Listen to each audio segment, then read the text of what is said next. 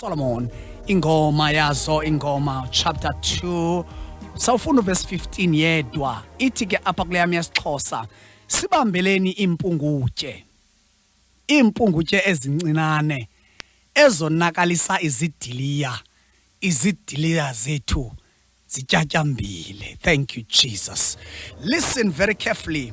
Ndifuna apha ukuxelela something and namhlanje andizokwazi tu ukwenzelelela ngoba umoya ingcwele bethetha nam about other churches.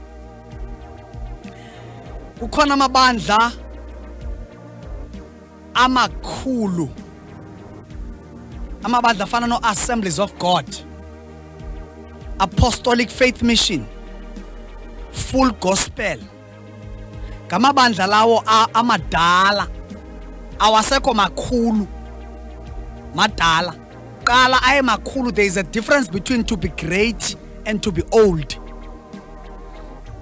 These founders, or Nicholas Bengu, or Richard Ngidi, or Job Chiliza, those are the people who were used by God early in the 1950s, 60s, 70s, 80s. Besetyenziswa nguThixo la madoda ukwenza into bangaba ivangeli yobungcwele ihlale ebantwini abamnyama.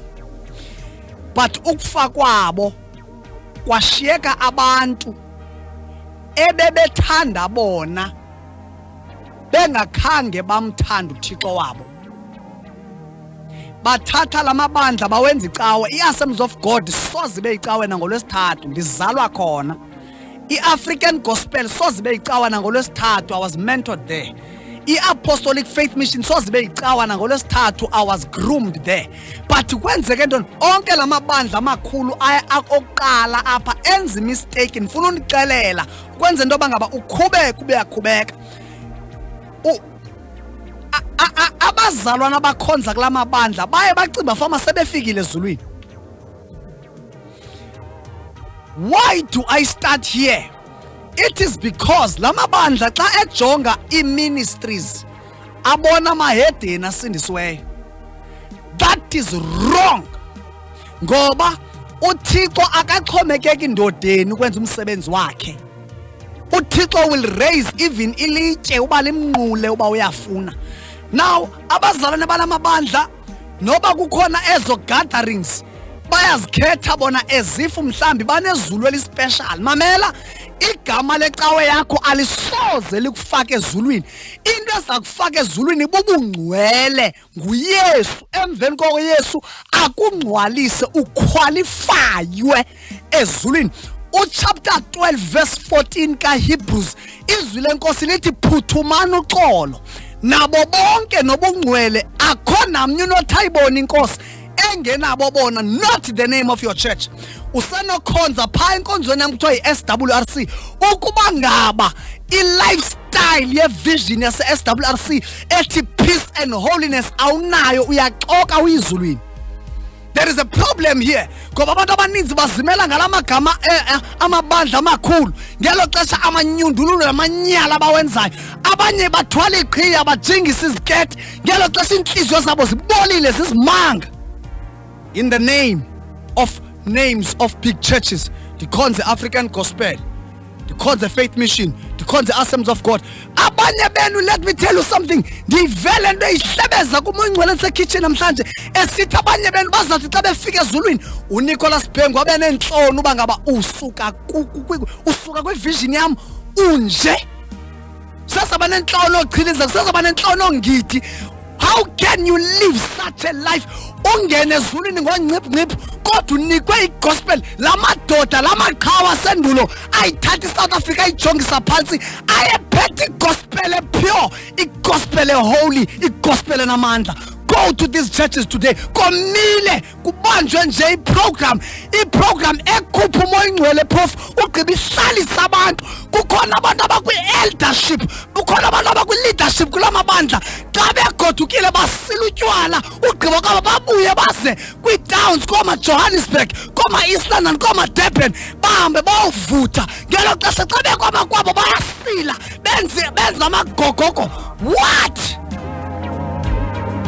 Ngelo xesha umuntu umile khonza Faith Mission, Ungidi wayesenza kanje, uBhengu wayesenza kanje, uQhiliza wenza kanje, wenza ntoni wena ngoku? Asiyi generation ebaliselwa ngamandla ayizolo, si generation ehamba ngamandla today. Babe phakama uBhengu wabeka isifombo, wenzani wena? Ungidi wathandaza kwanethi imvula, wenzani wena? uQhiliza wathi ebuya ku40 days entabeni watshiwa inyoka, wayikhalimela yafa, die right there and then. Wenzani wena? Wena kunzima nobaleka intombazane eyi1 wena uwoyiswa sisikete esi1 wena, kodwa usakota uQhiliza. Mamela onyana bakakora ndiyakhumbula besithi ngenye imini, obawo basibalisela yini Thixo wami, aphila amandla obawo basibalisela ngawo. We are the generation of the Holy Spirit, we are the generation of power. La mandla avale lapha ukuthi ngaphakathi kwenze njani anga-operate iso no, siyaphazamisa. Ndifuna uqala ngani bazalwane balamabandla ndiwabalayo? Andilwi nani, kodwa ndiyanibiza ningakulinge nicimba fama lamabandla icawa. Ayocawe lamabandla, yinkonzo. That's why kuthiwa assembly, ngqungquthela, ingqokelela yabantwana bakaThixo. That's why kuthiwa apostolic faith mission. Apostolic meaning dunamis power in operation. That is the mission whereby the dunamis apostolic unction works. Full gospel, kodwa gospel ephilayo half gospel encilayo, gospel enza izimanga. Hey, I'm telling you the truth, it is time uba ngabe kulama bandla you should repent, ukhonze kwala bandla, une connection noThixo. Uqala kuloo ndawo ngoba niya mistake ninacaba umuntu xa kwi-ministry lihedeni. Izulu ayilola kowenu, izulu lelikaYesu, izulu lelikaThixo, futhi izulu lingenwa ngoba ungcwele, hayi ngoba uyimember yase-full gospel, yase-apostolic faith mission, yase-back to God. Ay mamela mandikuxelele this thing. If the devil cannot kill you, he will delay you until the last day. Satana kangakwazi ukubulala, he will make sure intoba ngabe uyakudelaya. It is time to repent. Iziketi zakho ezirhuqayo zi-good, but ndicela ukuxelela kukuphi okulungileyo. Ugqumathele ngaphandle, undiliseke ngaphandle, ugqiba ngaphakathi ube sisi-aram ngaphakathi. Inhliziyo yakho ibe kudelene noThixo, ngelo xa si-dress code yakho isondele kuThixo. Awulazi izwi lenkosi umpostoli uPawulos esithi bayavuma bathi bayamazi, kodwa imisebenzi yabo iyamkhanyela. Enyanisweni, this is what is happening in these churches. You got to repent. Those churches were founded by the Holy Spirit. Uthi uNicholas Bhengu xa izawusweleka ngo-1985 uthi mamelana apha elibandla ndilishina mntu, ndilishiya nomoya ingcwele. Nimenzani namhlanje umoya ingcwele? Nimkhuphe ngefestile. Why? Because niyohluleka kuphathwa nguye. Ndilixilongo, I am the trumpet of God. Izwi lenkosi ku chapter 4 verse 11 ka 1 Peter lithi, let him who speaks speak as an oracles of God. Othethayo makathethe ngokwezihlabo zikaThixo. Nami ndicenga nawe ijisa ndicenga andinamvlophe ndicenga. Oh my God, benditouched ngomnye utata endifonela wase-Assemblies of God. Uthi, man of God, igospel yakho, my Jesus, oh my God, uthi gospel yakho ingalithatha ibandla ilibuyisele phezulu. Cha, awusoze ufunwe ekhaya ngoba ukhonzi apha. My question is, nifike nini ebucaweni? Aniyazi uba uYesu angasebenzisa nantoni na to redeem you back to your original position? Funeka ube kanti ukhonza ukuzibeka ndiyoshumayela Assemblies of God. Kuboliwe Assemblies of God nangoku. pastors are gays. Kuthulwe akuthethwa. Why? Banemali. Sabeleli gays and lesbians. Abasisi badala bazi lesbian bayathandana kuthulwe. Why? Banemfundo. You will be cut off. I will not keep quiet. Jesus said I must warn you. Repent. It's time to repent. Impunguthi ezincinane siyawugqiba umyezo wethu utshatyambile. Let me tell you what time we are in now. This is the time of the Holy Spirit. The dunamis power ivalele ebantwini bakaThixo. Elihlabathi lisezamangala sithi. The moment sihlukana namandla esono nezimanga zelihlabathi kulapho sawuze siphakanyiswe khona. Nditsho naseParlamente basezawubhenela kuthi. Nditsho nelilizwe kucaba libona abantu abasindisiweyo babona izi-aram. One day is one day. uThixo akazomyala uYesu ukuthi abuye until ibandla liphakanyiswe. Ibandla kuqala malizihlambulule.